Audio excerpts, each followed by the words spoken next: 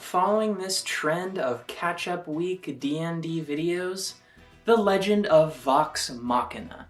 What are my overall thoughts on it?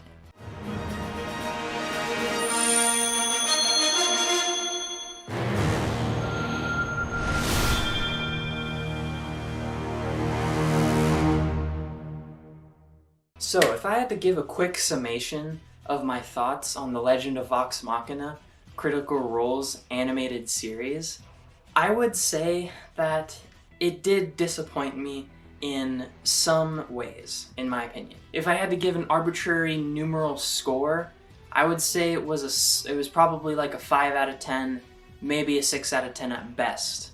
Honestly, not even that good, maybe even lower in all honesty. My huge gripes with this show, oh my gosh, where do you even start, honestly? It kind of has that, Invincible animated style, that sort of like DC mid-2000s kind of animated style. It also has that same kind of, I want to say unfortunate sort of trope that Invincible followed of like glorifying the violence. Like, holy shit, things were so fucking, violent and like horrible and, different colored blood and fucking spasms and people dying just like the most gruesome deaths, and like trying to like Mortal Kombat show like how fucking body parts explode and shit was just kind of insane and a running theme really throughout the whole thing. In some ways good and in some ways bad, but mostly bad. Like, just lingering on scenes for so fucking long, showing just like a generic guard just dying, right?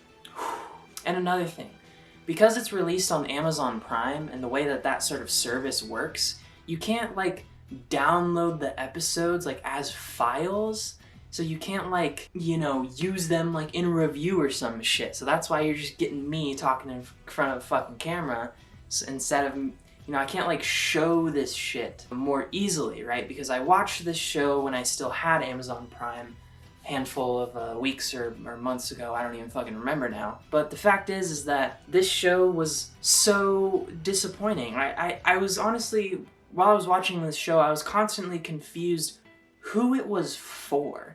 Because this show seemed to try to walk a sort of tightrope of wanting to like be for like new people or be for everyone, be generic in that sort of way, but also like play to fans with little Easter eggs and whatnot, while also simultaneously being this ultra generic, glorifying, shocking violence thing that has features that try to like appeal to a lot of people, and things that are just, and this is my biggest gripe, things that are just outright changed and completely different from what actually happens in the show.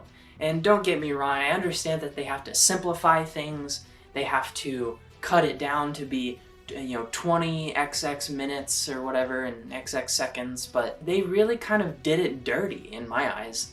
A lot of things, the events that happened, the way they went down, were just outright not what happened in the original material. Me as someone who likes anime and manga and that sort of thing, now I totally vibe with how people feel, how, sometimes their goated manga can get totally fucked by an anime adaptation. It totally makes sense now, 100%, no doubt in my mind, I fucking feel with these people. You fucking slogged through, you read a manga just for the anime adaptation to be extremely shitty, and have like, either horrible, animation or drawing quality or whatnot, whatever you want to say. It sucks, it really does. It makes you think, how it's not only that it's like just bad, right? It's the fact that it changes things.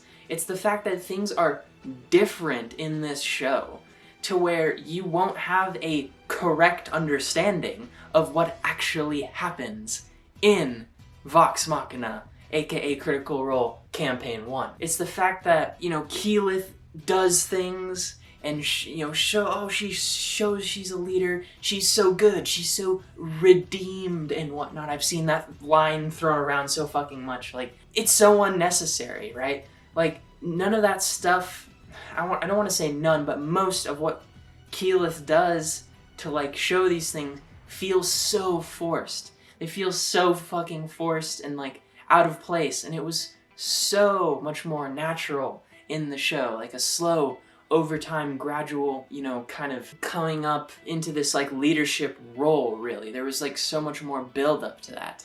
It just kind of sucks in my opinion. Now I'm gonna shift topics again as well, just really quickly, but there's also another facet that they kind of had to dance really had to dance around with this particular arc, or at least at the beginning, and that being Tiberius Stormwind, played by Orion Akaba. So he had to leave, right?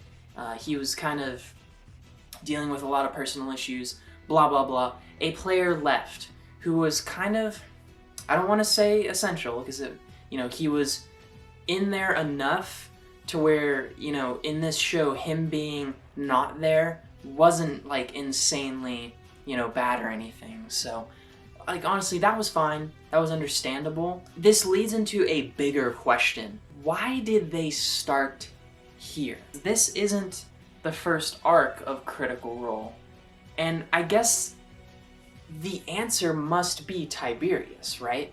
That's why they couldn't start at episode 1, or that's why they couldn't start earlier than that, is my current assumption. I personally just felt like there were so many just unnecessary changes. The things with Keyleth, like I said, it's not even like a totally bad thing. It's just the fact that events were outright changed or outright wrong in some circumstances. And to me, that just leads to a disconnect, right? I feel that the way that this show is, and how I was confused before about its audience, that question rears itself up again. Because scenes like this will be, in my opinion at least, not good to both sides. To hardcore fans, this isn't what actually happened, kind of like myself a little bit. And to new people who may go back and watch the show and be like, oh, well, that's not even what happened in the first place.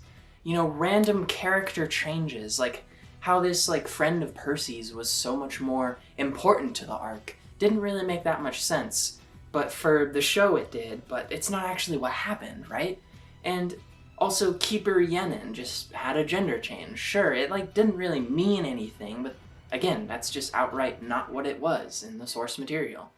Things like Desmond, I believe it showed like all of his fingers getting shot off. I might need to check up on that one again, but I don't think all of his fingers were shot off. I think some were, but not all. And also Keyleth destroying all those zombie wraith looking things, totally not what happened. And the whole purpose of that being that they were there to like finish off / kill Desmond, was like the whole plot point with that, and none of that even happened. Oh my god, Jarrett was like their guard. He wasn't like some random guard that joined them, i.e. that's what happened in the show, in the animated series, but that's not actually how it is. And not even just that, their keep, why does it look like shit?